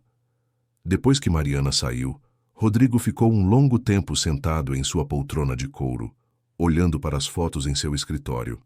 Havia uma de Marina, sua falecida esposa, sorrindo com Gabriel bebê, nos braços. Outra de Gabriel com 2 anos, antes de saberem da surdez. Outra ainda de Gabriel com 5 anos, já nos tratamentos com o Dr. Henrique, com uma expressão séria e cansada que nenhuma criança de 5 anos deveria ter. Rodrigo percebeu que não havia uma única foto recente de Gabriel sorrindo. Quando fora a última vez que vira seu filho genuinamente feliz? As horas passaram e os documentos começaram a chegar. Histórico médico, resultados de exames, relatórios detalhados. Rodrigo mergulhou neles com a mesma intensidade que usava para analisar contratos empresariais. E quanto mais lia, mais perguntas surgiam. Havia lacunas nos tratamentos, procedimentos que pareciam repetitivos demais, medicações que não faziam sentido completo. E, acima de tudo, havia uma coisa que o incomodava profundamente. Em nenhum momento nos últimos relatórios do Dr. Henrique havia menção a qualquer tipo de bloqueio ou infecção no ouvido de Gabriel. Como um médico que examinava o menino regularmente, não notara algo que uma empregada doméstica conseguira ver. Rodrigo pegou o telefone e ligou para um contato que tinha no Hospital Albert Einstein, um colega de faculdade que se tornara otorrinolaringologista renomado. Explicou a situação, os sintomas que Gabriel vinha apresentando, o que Júlia encontrara. O médico do outro lado da linha ficou em silêncio por um momento antes de responder. Rodrigo, isso que você está descrevendo soa como um caso de rolha de cerúmen compactada, possivelmente com resquícios de uma infecção crônica. Em casos assim, é comum a pessoa sentir dores fortes, pressão, irritabilidade. A remoção geralmente alivia os sintomas imediatamente. Mas me diz uma coisa, seu filho não fazia acompanhamento regular. Como ninguém notou isso antes? A pergunta ecoou na mente de Rodrigo. Como ninguém notou? Ou alguém notou e escolheu não fazer nada? A segunda opção era impensável, grotesca demais, para considerar. Mas quanto mais pensava, quanto mais revisava os documentos diante dele, mais aquela possibilidade impossível começava a ganhar forma. Rodrigo agradeceu ao colega e desligou, sua mente trabalhando freneticamente. Precisava de respostas reais, não as explicações convenientes que o Dr. Henrique sempre fornecia. Decidiu que era hora de procurar uma segunda opinião médica, uma terceira, quantas fossem necessárias. Mas antes de tudo, precisava conversar com Gabriel. Seu filho, que finalmente havia falado depois de uma década de silêncio, merecia ser ouvido de verdade. Subiu para o quarto de Gabriel e encontrou o menino acordado, sentado na cama, com um livro aberto no colo, mas sem realmente lê-lo. Quando viu o pai entrar, Gabriel ficou tenso, como se esperasse mais problemas, mais recriminações. Rodrigo sentiu uma pontada de dor ao perceber que o filho tinha medo dele, não um medo de violência física, mas o medo mais sutil de desapontar, de não corresponder a expectativas impossíveis. Rodrigo sentou-se na beira da cama, mantendo distância suficiente para não invadir o espaço de Gabriel, mas perto o bastante para que pudessem se olhar nos olhos. Pegou o caderno que estava na mesa de cabeceira, aquele mesmo que Gabriel usava para se comunicar com Júlia, e escreveu com letra cuidadosa: "Como você está se sentindo hoje?" Gabriel leu e hesitou antes de pegar o lápis. Escreveu devagar: "A dor de cabeça passou. O ouvido ainda está meio estranho, mas melhor." Rodrigo assentiu e escreveu de volta: "Gabriel, eu preciso que você seja completamente honesto comigo. Há quanto tempo você estava com dor?" O menino mordeu o lábio, claramente debatendo internamente se deveria dizer a verdade. Finalmente escreveu: "Umas 2 semanas, talvez mais. Começou devagar e foi piorando. Por que não me contou?" A resposta de Gabriel veio carregada de uma franqueza, dolorosa. "Porque sempre que eu reclamo de algo, você chama o Dr. Henrique, e eu não queria ver o Dr. Henrique." Aquelas palavras foram como um soco no estômago de Rodrigo. Por que não? Gabriel escreveu por um longo tempo, apagando e reescrevendo, buscando as palavras certas. Quando finalmente mostrou o caderno para o pai, Rodrigo sentiu o mundo tremer sob seus pés. "Ele me assusta. Sempre faz muitas perguntas. Sempre me examina demais. Sempre diz que está perto de me curar, mas nunca acontece nada. Às vezes sinto que ele gosta que eu seja surdo, porque assim ele pode continuar me estudando. Sei que parece loucura, mas é o que eu sinto." Rodrigo leu aquelas palavras 3 vezes, sentindo cada uma delas cortar mais fundo. Seu filho, uma criança de 10 anos, estava dizendo que não confiava no médico que Rodrigo escolhera pessoalmente, que pagava uma fortuna para tratar. E pior, Estava dizendo que se sentia como objeto de estudo, não como paciente. Como um pai deixa as coisas chegarem a esse ponto? Gabriel, Rodrigo escreveu com mãos trêmulas. Você falou ontem. Chamou papai. Foi a primeira vez que ouvi sua voz falando uma palavra de verdade. Você se lembra disso? Gabriel assentiu, seus olhos enchendo de lágrimas. Escreveu. Eu só queria que parassem de levar a Júlia embora. Ela é a primeira pessoa que foi legal comigo de verdade, que não me tratou como coitadinho ou como paciente, só como, eu não sei, como gente normal. As lágrimas que Rodrigo vinha segurando finalmente caíram. Ele tinha se esforçado tanto para dar ao filho o melhor tratamento, as melhores chances, mas esquecera de dar o mais básico: humanidade, conexão, a chance de ser apenas uma criança. E uma empregada doméstica do interior, sem formação médica, mas com um coração enorme, conseguira em semanas o que ele não conseguira em 10 anos, fazer Gabriel se sentir visto, valorizado, amado. Júlia está na delegacia, Rodrigo escreveu, por causa do que aconteceu ontem à noite. As autoridades querem saber se vou apresentar queixa contra ela. Gabriel arregalou os olhos, o pânico visível em seu rosto. Pegou o lápis e escreveu com tanta força que quase rasgou o papel. Não, papai, por favor, ela só estava ajudando, ela me salvou, não deixa levarem ela. O desespero nas palavras escritas com letras maiúsculas e traços grossos partiu o coração de Rodrigo. Colocou a mão no ombro do filho, um gesto simples, mas que não fazia há muito tempo, e escreveu. Eu não vou fazer nada que te machuque mais, Gabriel, prometo. Rodrigo saiu do quarto com uma clareza de propósito que não sentia há anos. Pegou o telefone e ligou para a delegacia onde Júlia estava sendo mantida. Falou com o delegado responsável, disse que não apresentaria queixa, que tudo tinha sido um mal-entendido, que a moça havia agido com as melhores intenções. O delegado, cético, mas sem escolha legal, disse que liberaria Júlia assim que completassem a papelada. A próxima ligação foi mais difícil. Rodrigo discou o número do consultório do Dr. Henrique e esperou. Quando a secretária atendeu, pediu para falar diretamente com o médico. Henrique atendeu com sua voz profissional e solícita. Rodrigo, como está a Gabriel hoje? Conseguiu descansar? Henrique, preciso conversar com você, pessoalmente, hoje ainda. Claro, claro. Quer que eu passe aí na mansão mais tarde? Não, Rodrigo disse com firmeza. Quero que você traga todos os arquivos de Gabriel. Todos os exames, todos os relatórios, tudo. E vamos conversar no meu escritório aqui, não como amigos, mas como médico e cliente. Tenho perguntas que precisam de respostas claras. Houve uma pausa do outro lado da linha. Rodrigo, aconteceu algo que eu deveria saber? Muita coisa, Henrique. Muita coisa.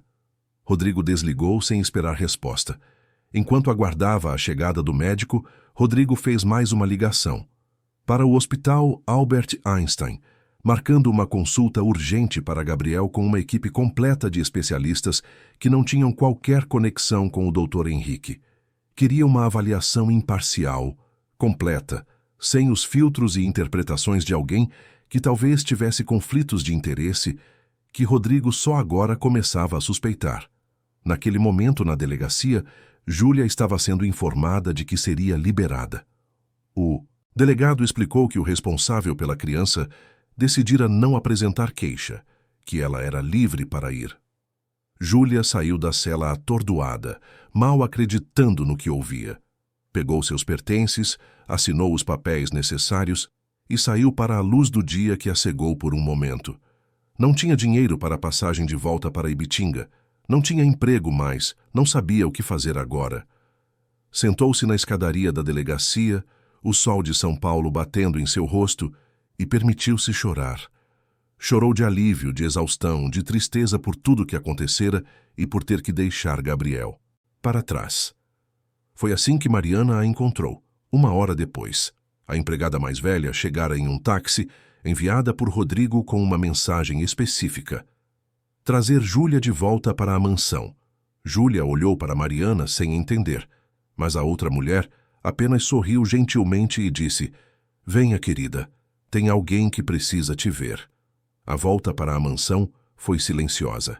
Júlia olhando pela janela do táxi, sem realmente ver a cidade passando.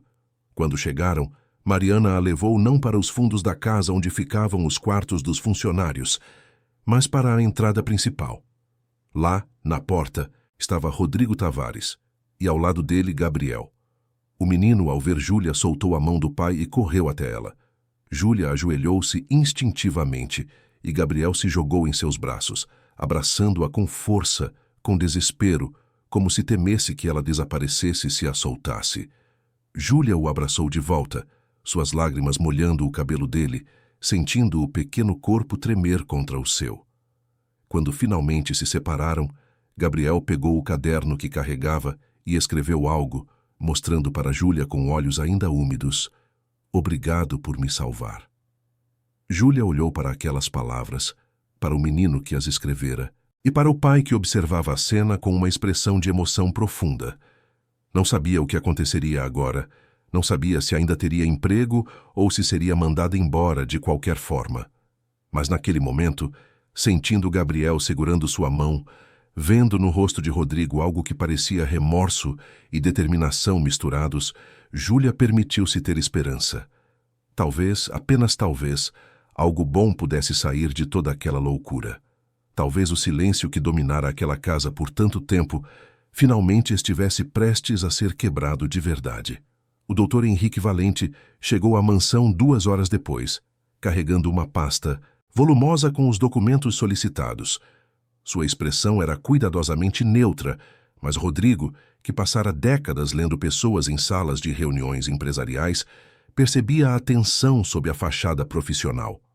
Conduziu o médico até seu escritório e fechou a porta atrás deles.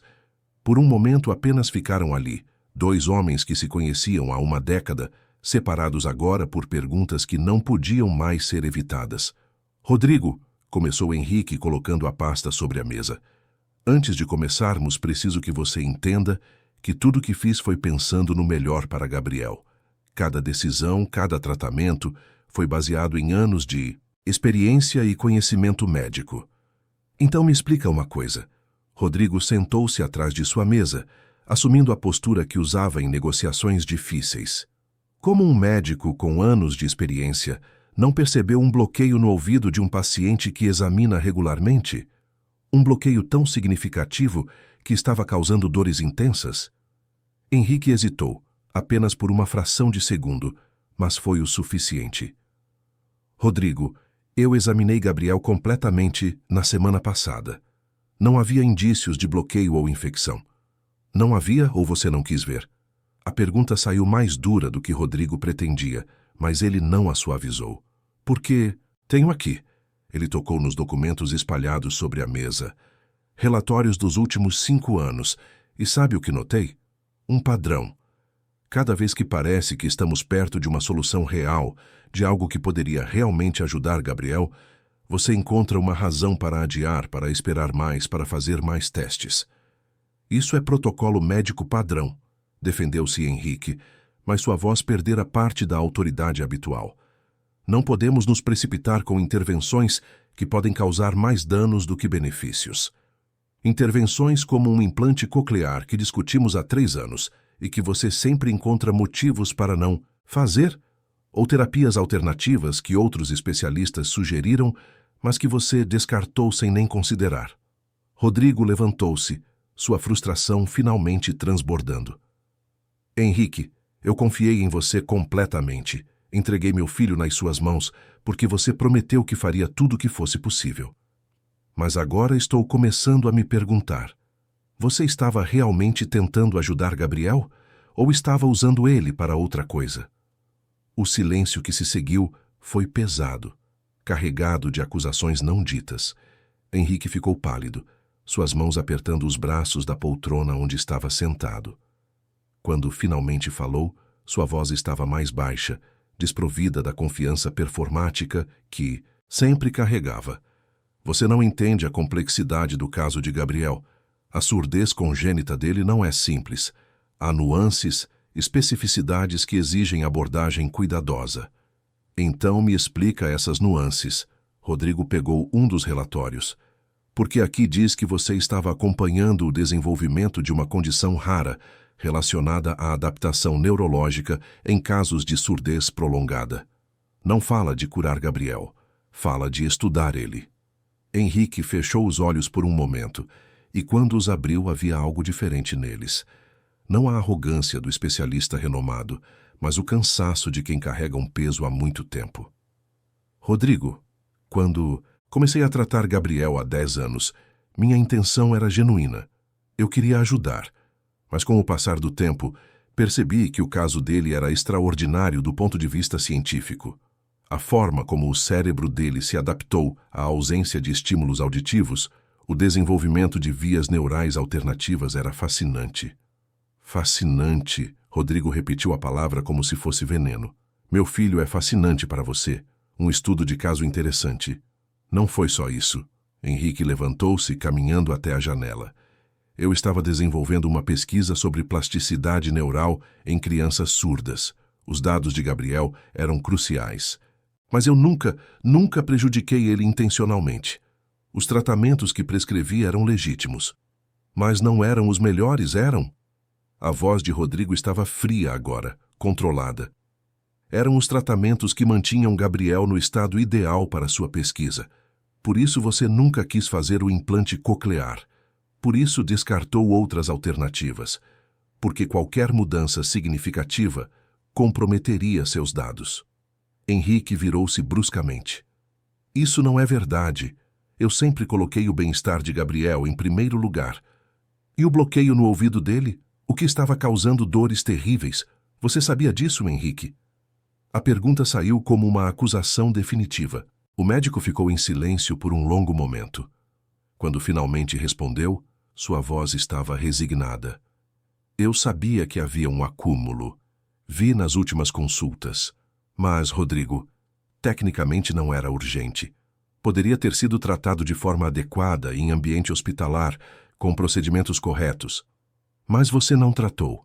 Deixou meu filho sofrer porque na sua cabeça isso era tecnicamente não urgente? Rodrigo sentiu uma raiva que não sentira em anos, do tipo que fazia suas mãos tremerem. Você sabe o que uma empregada doméstica sem formação médica fez? Ela viu meu filho sofrendo e agiu. Não calculou riscos de pesquisa. Não pensou em papers acadêmicos, apenas viu uma criança com dor e tentou ajudar. E sabe de uma coisa? Ela conseguiu o que você não conseguiu em 10 anos. Fez Gabriel se sentir importante, cuidado, humano. Rodrigo, eu entendo sua raiva, mas não podemos ignorar os riscos do que ela fez. A remoção inadequada poderia ter causado danos ao tímpano, infecções secundárias, perfurações. Mas não causou, Rodrigo interrompeu. E sabe por quê? Porque ela se importava o suficiente para fazer com cuidado. Já você, com toda a sua formação e equipamentos, escolheu não fazer nada. Henrique sentou-se novamente, derrotado. O que você vai fazer agora? Vou te dizer o que vou fazer. Rodrigo manteve-se de pé imponente. Primeiro, você vai me dar acesso completo a todos os dados da sua pesquisa envolvendo Gabriel. Tudo, cada anotação, cada análise. Segundo, vou levar essas informações ao Conselho Regional de Medicina e deixar que eles decidam se sua conduta foi apropriada. Terceiro, Gabriel não será mais seu paciente. Já marquei consultas com uma equipe do Albert Einstein que vai avaliar ele sem qualquer conflito de interesse. Rodrigo, isso vai destruir minha carreira. A voz de Henrique estava quase suplicante. E você acha que... Se importo. Rodrigo inclinou-se sobre a mesa, seus olhos encontrando os do médico com intensidade feroz. Você usou meu filho, Henrique. Transformou a confiança que depositei em você em oportunidade de pesquisa. Transformou o sofrimento de uma criança em dados para um estudo. Se sua carreira sobreviver a isso, vai ser mais do que você merece. Henrique ficou em silêncio, sabendo que não havia argumento que pudesse salvar a situação. Levantou-se lentamente, pegou sua maleta e caminhou até a porta. Parou com a mão na maçaneta e virou-se uma última vez. Por aquilo que vale, Rodrigo, eu sinto muito. Eu realmente acreditei no começo que estava fazendo o certo. Não sei em que momento as coisas se tornaram sobre a pesquisa e não sobre Gabriel. Mas você está certo. Eu falhei com ele. Falhei feio. Sim, falhou. Rodrigo concordou sem misericórdia. Agora saia da minha casa e não volte nunca mais. Depois que Henrique partiu, Rodrigo ficou por um longo tempo sentado em seu escritório, processando tudo o que acontecera. Tinha dedicado 10 anos a seguir o conselho de um homem que traíra sua confiança da forma mais vil possível. Quantas oportunidades desperdiçara! Quantos momentos com Gabriel sacrificara em nome de um tratamento que nunca pretendeu realmente curar? Um toque suave na porta interrompeu seus pensamentos. Era Júlia, parada na entrada com expressão hesitante. Rodrigo fez um gesto para que entrasse. Senhor Tavares, eu não quero incomodar. Só queria saber, o que vai acontecer agora? Eu sei que não tenho mais emprego aqui, só queria me despedir de Gabriel antes de ir embora. Rodrigo olhou para aquela jovem que revolucionara sua casa em poucas semanas. Vinha de um interior simples, sem formação universitária, sem recursos.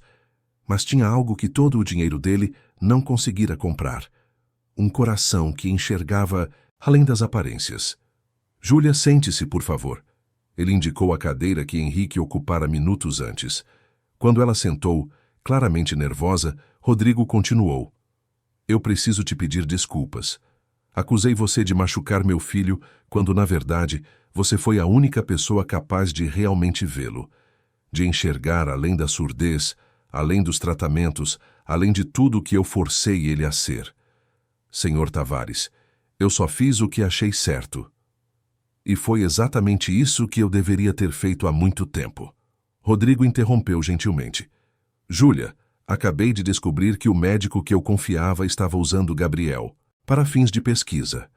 Que ele sabia do bloqueio no ouvido, mas escolheu não tratar porque não se encaixava nos planos dele. Você, sem qualquer obrigação, arriscou seu emprego, sua liberdade, para ajudar uma criança que mal conhecia.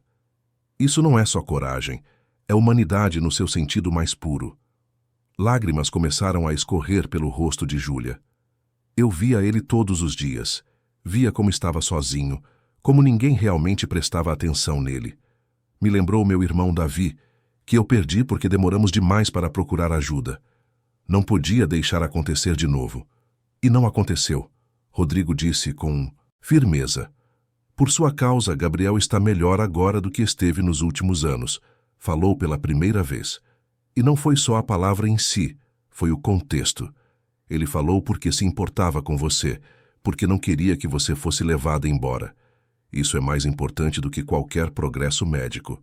O que vai acontecer com Gabriel agora? Vou levá-lo para uma avaliação completa no Albert Einstein. Médicos novos, perspectivas novas, sem as agendas ocultas que o Dr. Henrique tinha. E independente do que descobrirmos, independente se ele vai ouvir algum dia ou não, vou aprender a ser o pai que ele precisa. O pai que vê ele como pessoa, não como problema a ser resolvido. Júlia sorriu através das lágrimas. Ele vai gostar de ouvir isso. Gabriel é um menino maravilhoso, Sr. Tavares. Só precisava de alguém que visse isso. E você viu. Rodrigo fez uma pausa, escolhendo cuidadosamente as próximas palavras. Júlia, eu gostaria de te fazer uma proposta. Não como empregada, não para limpar ou fazer tarefas domésticas. Quero contratar você como cuidadora de Gabriel. Alguém que esteja presente para ele, não como funcionária, mas como, não sei, como uma irmã mais velha, talvez. Alguém em quem ele confia, alguém que ele gosta de ter por perto. Júlia ficou boquiaberta. Senhor Tavares, eu não tenho formação para isso. Você tem algo muito melhor do que formação. Rodrigo sorriu pela primeira vez desde o início daquela conversa. Você tem amor genuíno por meu filho, e isso vale mais do que qualquer diploma. Naturalmente, o salário seria muito melhor do que o anterior, o suficiente para você ajudar sua mãe com os tratamentos médicos que ela precisa e ainda ter uma vida digna aqui em São Paulo. Eu não sei o que dizer. Júlia mal conseguia falar, entre as lágrimas. É tudo o que eu queria, poder ajudar minha mãe e ao mesmo tempo estar perto de Gabriel. Então diga sim. Sim, claro que sim. Rodrigo levantou-se e estendeu a mão para Júlia. selando o acordo com um aperto de mãos que era muito mais do que um contrato de trabalho. Era o início de algo novo, uma família se reformando ao redor de princípios diferentes, mais verdadeiros. Os dias seguintes trouxeram mudanças profundas para a mansão dos Tavares. A primeira foi a atmosfera. Rodrigo reuniu todos os funcionários e anunciou que as regras antigas não valiam mais. Não mais silêncio forçado, não mais isolamento de Gabriel. A casa deveria ser um lar, não um hospital. Os funcionários, inicialmente desconfiados, começaram aos poucos a relaxar, a sorrir, a interagir normalmente. O som de conversas e risadas voltou a ecoar pelos corredores. A consulta no Albert Einstein revelou coisas importantes. Gabriel tinha, de fato, uma surdez profunda congênita, mas não era irreversível como Henrique sempre sugerira. Um implante coclear poderia restaurar parte significativa da audição, especialmente porque Gabriel ainda era jovem e seu cérebro mantinha plasticidade suficiente. Os médicos também trataram a inflamação residual no ouvido que Júlia havia começado a tratar, confirmando que a remoção do bloqueio fora necessária e que fora feita com cuidado suficiente para não causar danos. Quando Rodrigo contou a Gabriel sobre a possibilidade do implante, esperava ansiedade ou medo. Em vez disso, o menino pegou o caderno e escreveu algo que surpreendeu o pai. Posso pensar sobre isso? Não preciso decidir agora? Foi a primeira vez que alguém perguntava a Gabriel o que ele queria, em vez de simplesmente decidir por ele. Rodrigo abraçou o filho, um abraço longo e apertado, e disse que ele poderia levar todo o tempo que precisasse. Que essa decisão era dele, e que seria respeitada qualquer escolha que fizesse. Gabriel decidiu fazer o implante, mas não imediatamente. Queria esperar alguns meses, aproveitar pela primeira vez uma vida sem tratamentos constantes, sem consultas médicas semanais, sem a pressão de estar sempre tentando se curar.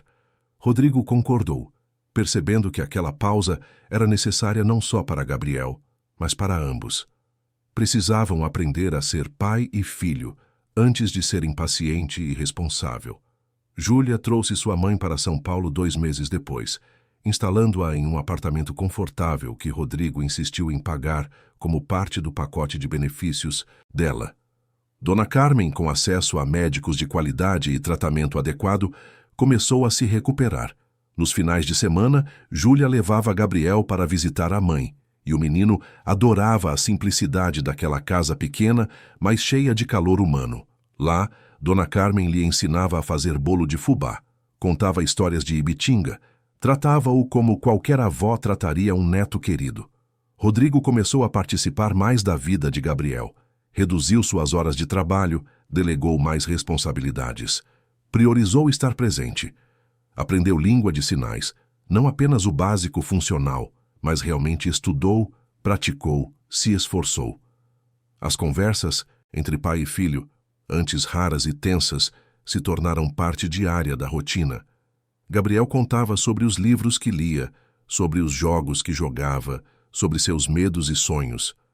Rodrigo ouvia, realmente ouvia, não com pressa de consertar ou resolver, mas apenas para entender. A transformação de Rodrigo não passou despercebida pelos funcionários da mansão. Mariana comentou certa manhã na cozinha. É como se o senhor Rodrigo tivesse acordado de um sono de 10 anos. Finalmente, está vendo o que sempre esteve na frente dele. Às vezes precisamos quase perder tudo para valorizar o que temos, Júlia respondeu, enquanto preparava o café da manhã de Gabriel, incluindo as frutas cortadas em formato de estrela que ele tanto gostava. Quanto ao doutor Henrique Valente, a investigação do Conselho Regional de Medicina revelou uma série de irregularidades em sua conduta profissional. Não apenas com Gabriel, mas com outros pacientes ao longo dos anos. A obsessão por suas pesquisas o levara a priorizar dados sobre pessoas, resultados sobre bem-estar. Teve sua licença suspensa temporariamente, enquanto o caso era investigado mais profundamente. Rodrigo, apesar da raiva que sentira inicialmente, decidiu não processar o médico criminalmente. Não por piedade, mas porque não queria que Gabriel crescesse com essa batalha legal como parte de sua história. O menino merecia paz, não mais conflitos. 6 meses depois da noite que mudou tudo, a mansão dos Tavares estava irreconhecível. Não na estrutura física, mas na essência. As janelas ficavam abertas, deixando entrar ar fresco e luz solar. Os jardins, antes intocáveis em sua perfeição estéril, agora tinham uma horta onde Gabriel plantava tomates e alfaces com a ajuda de Júlia.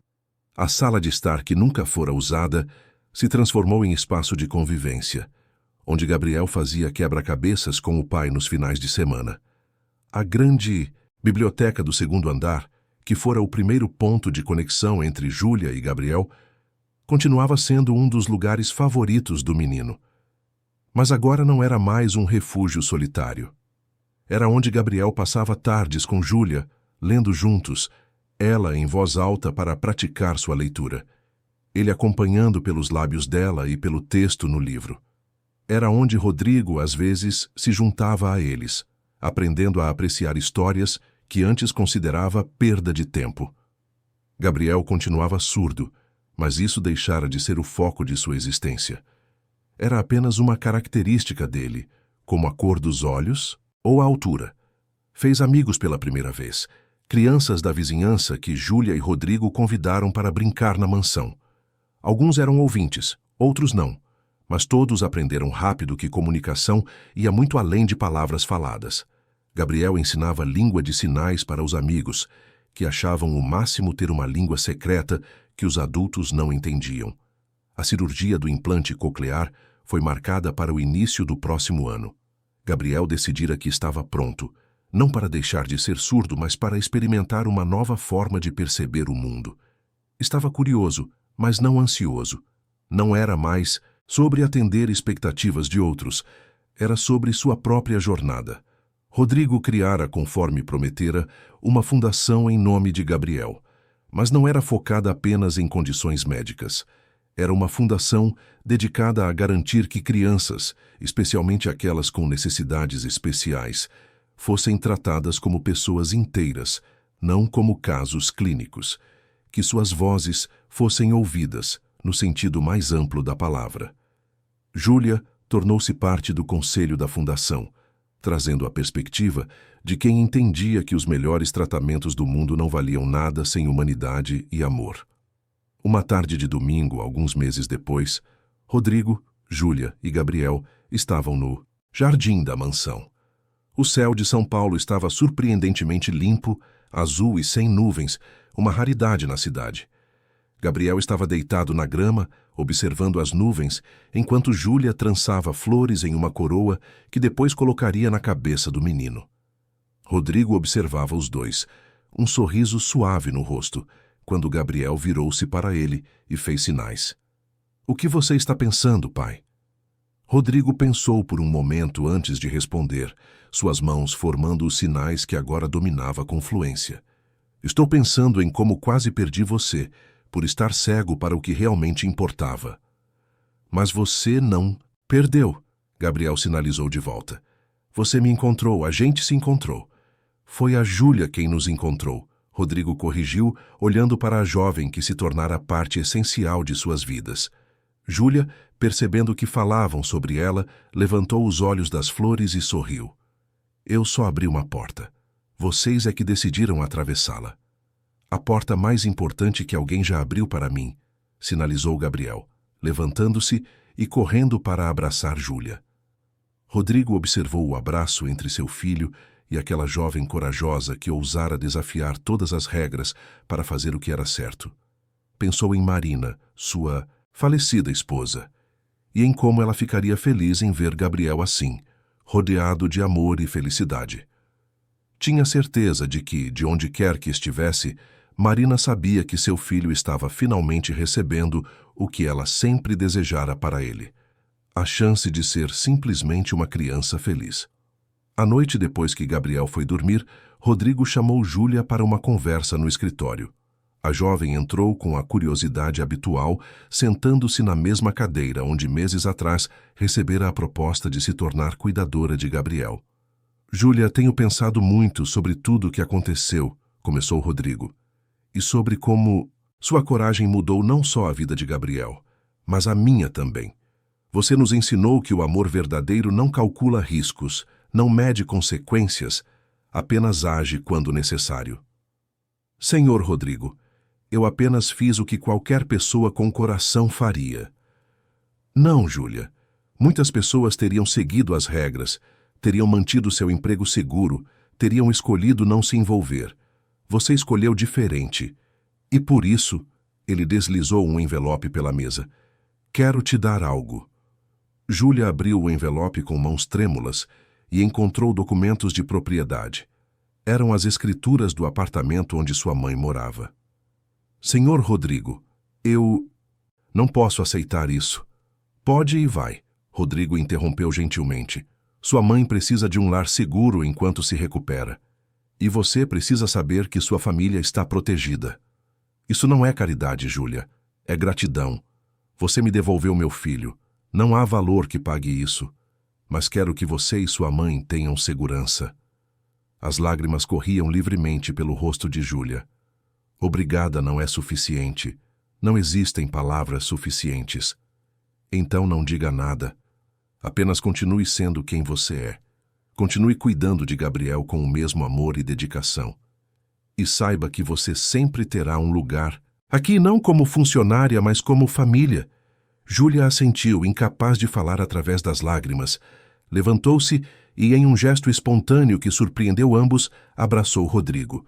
Foi um abraço de gratidão, de reconhecimento mútuo, de duas pessoas que encontraram redenção, através de uma criança que precisava apenas ser amada. Os meses se transformaram em anos, e a história da mansão dos Tavares se tornou conhecida em certos círculos de São Paulo. Não pelos detalhes escandalosos que Rodrigo manteve privados para proteger Gabriel, mas pela transformação que representava. Histórias de como um empresário poderoso aprendera a priorizar o que realmente importava, de como uma jovem do interior, sem formação ou recursos, mudara tudo com coragem e amor. E principalmente, de como um menino surdo ensinara a todos ao seu redor que comunicação verdadeira não precisa de palavras, apenas de coração. Gabriel cresceu em um ambiente completamente diferente, daquele em que passara seus primeiros 10 anos. Desenvolveu-se em uma criança confiante, feliz, cercada de amor e oportunidades genuínas. O implante coclear, quando finalmente foi feito, trouxe sons para seu mundo. Mas Gabriel nunca deixou de usar língua de sinais. Dizia que era sua primeira língua, sua forma verdadeira de se expressar, e não queria perdê-la só porque agora também podia ouvir. Rodrigo transformou-se no pai que sempre deveria ter sido. Aprendeu que sucesso não se media apenas em contratos assinados ou prédios construídos, mas em sorrisos do filho, em conversas à noite sobre sonhos e medos, em momentos simples de conexão humana. A empresa continuou prosperando, mas agora Rodrigo sabia que aquilo era apenas meio de vida, não a vida em si. Júlia nunca saiu da vida dos Tavares. Cresceu junto com Gabriel, mais como irmã mais velha do que como cuidadora. Estudou pedagogia com especialização em educação especial, financiada por Rodrigo, e tornou-se referência em sua área. Mas nunca esqueceu de onde vinha, das lições que aprendera em Ibitinga sobre simplicidade e amor genuíno. Casou-se alguns anos depois com um professor de língua de sinais que conheceu durante seus estudos, e Gabriel foi o pajem no casamento, orgulhoso de sua Júlia que salvara não apenas ele, mas toda uma família. Dona Carmen, completamente recuperada graças aos tratamentos adequados, mudou-se para uma casa pequena perto da mansão dos Tavares. Tornou-se presença constante na vida de Gabriel, a avó que ele nunca tivera, com histórias do interior e bolos de fubá que faziam a mansão cheirar a lar de verdade.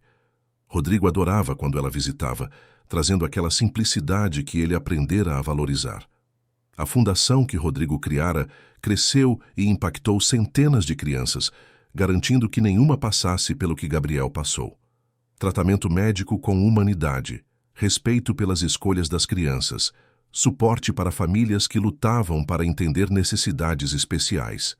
Júlia comandava os programas práticos, trazendo sua experiência vivida, enquanto Rodrigo garantia os recursos e a estrutura. O doutor Henrique Valente nunca voltou a praticar medicina. A investigação revelara tantas irregularidades que sua licença foi permanentemente revogada. Rodrigo soube, anos depois, que o homem se mudara para o interior de Minas Gerais, onde vivia quietamente, longe dos holofotes que um dia buscara através de suas pesquisas. Não havia satisfação naquela notícia para Rodrigo, apenas um vazio pela oportunidade desperdiçada. Henrique poderia ter sido um médico brilhante se tivesse mantido seu foco onde deveria estar, nas pessoas, não nos dados. Uma década depois daquela noite que mudou tudo, Gabriel completou 20 anos. A mansão estava cheia para a festa, não do tipo de evento social ostentoso que Rodrigo costumava dar, mas uma reunião genuína de pessoas que amavam aquele jovem extraordinário. Amigos da escola, professores familiares de Júlia vindos de Ibitinga, colegas da faculdade de arquitetura que Gabriel frequentava, membros da fundação. Vozes e sinais se misturavam no ar, comunicação fluindo em múltiplas formas, todos entendendo uns aos outros. Rodrigo observava tudo de um canto da sala, um copo de suco na mão, um sorriso no rosto. Júlia aproximou-se dele, agora uma mulher de 32 anos, mas com o mesmo brilho nos olhos que tinha quando chegara pela primeira vez naquela casa. No que está pensando? Ela perguntou. Em como tudo mudou, em como eu mudei. Você se permitiu mudar. Essa foi sua maior coragem. Rodrigo olhou para Gabriel cercado de amigos, rindo de algo que alguém havia sinalizado. Sabe, Júlia, às vezes me pergunto o que teria acontecido se você não tivesse vindo trabalhar aqui, se não tivesse tido a coragem de fazer o que fez naquela noite. Alguém eventualmente teria feito, Júlia disse com modéstia. Não, Rodrigo discordou gentilmente. Não qualquer um. Precisava ser alguém especial, alguém que enxergasse além das aparências, além das regras, além do medo. Precisava ser você. Gabriel viu os dois conversando e veio na direção deles, abrindo caminho entre os convidados. Quando chegou perto, envolveu ambos em um abraço, um de cada lado. Depois se afastou e começou a sinalizar, suas mãos movendo-se com graça e precisão. Quero agradecer vocês dois. Papai, por ter aprendido a me ver de verdade. Júlia, por ter ensinado ele a enxergar. E, principalmente, por terem me ensinado que família não é sobre sangue ou contratos, mas sobre escolher estar presente uns para os outros todos os dias. Rodrigo e Júlia ficaram em silêncio, emocionados demais para responder imediatamente. Então, Rodrigo sinalizou de volta. Nós que agradecemos você por nos dar a chance de fazer parte da sua jornada. Não foi chance, Gabriel respondeu com um sorriso. Foi escolha. Assim como foi a escolha de Júlia me ajudar naquela noite, mesmo sabendo dos riscos. Escolhas definem quem somos mais do que qualquer outra coisa. A festa continuou até tarde, cheia de alegria e celebração. Quando todos finalmente foram embora e a mansão voltou ao silêncio, não era mais o silêncio opressor do passado. Era um silêncio tranquilo, de lar satisfeito, de família completa. Rodrigo subiu para o quarto de Gabriel para dar boa noite, como fazia todas as noites há 10 anos, e encontrou o filho já na cama, folheando um álbum de fotos. Não consegue dormir? Rodrigo perguntou, sentando-se na beira da cama. Gabriel mostrou o álbum. Eram fotos antigas, algumas de quando ele era bebê com Marina, outras de seus primeiros anos. Mas as que ele estava olhando eram mais recentes. Gabriel com Júlia no jardim, Gabriel e Rodrigo construindo um projeto de arquitetura juntos, toda a família reunida no Natal. Estava pensando em como as coisas mudaram, como a vida pode surpreender a gente. Verdade, Rodrigo concordou. Às vezes o melhor que pode acontecer não é o que planejamos, mas o que nunca imaginamos ser possível. Júlia me disse uma vez que o amor não precisa de som. Gabriel falou, e sinalizou simultaneamente, sua voz clara e bem articulada, após anos de fonoaudiologia que escolhera fazer. Não porque alguém forçou, mas porque ele quis. Ela estava certa. O amor se faz sentir de tantas formas. No cuidado, na presença, em pequenos gestos que dizem mais do que palavras algum dia poderiam. Rodrigo sentiu lágrimas queimarem seus olhos. Sua mãe teria amado ver você assim, Gabriel. Tão forte, tão completo, tão feliz. Eu sei, Gabriel sorriu. E acho que ela sabe também. Onde quer que esteja, ela sabe que estou bem. Que finalmente, depois de muito tempo, estamos todos bem. Pai e filho se abraçaram. Um abraço longo que falava de toda a jornada que percorreram juntos, de todo o sofrimento que transformaram em crescimento, de toda a dor que converteram em sabedoria. Quando se separaram, Rodrigo beijou a testa do filho, desejou boa noite e saiu do quarto. No corredor, encontrou Júlia, que viera verificar se estava tudo certo antes de ir para seu próprio apartamento. Os dois ficaram ali por um momento em silêncio confortável. Obrigado, Júlia, por tudo. Obrigada a você, Rodrigo, por deixar que eu fizesse parte dessa família. E assim, na quietude daquela noite em São Paulo, 3 pessoas que a vida uniu de forma improvável descansaram. Um pai que aprendera que amor não controla, apenas acompanha. Uma mulher que descobriu que coragem não é ausência de medo, mas agir apesar dele. E um jovem que ensinara a todos que o silêncio, quando preenchido com amor verdadeiro, pode falar mais alto do que 1000 palavras. A mansão dos Tavares não era mais uma prisão dourada, um monumento ao controle e à perfeição. Era um lar, simples e complexo ao mesmo tempo, onde imperfeições eram aceitas, onde erros eram aprendizados, onde o mais importante não era o quanto se tinha, mas o quanto se amava. E naquelas paredes que um dia ecoaram apenas silêncio forçado, agora ressoava algo muito mais valioso. A música suave de uma família que escolhera todos os dias se reconstruir, se reinventar e, acima de tudo, estar presente.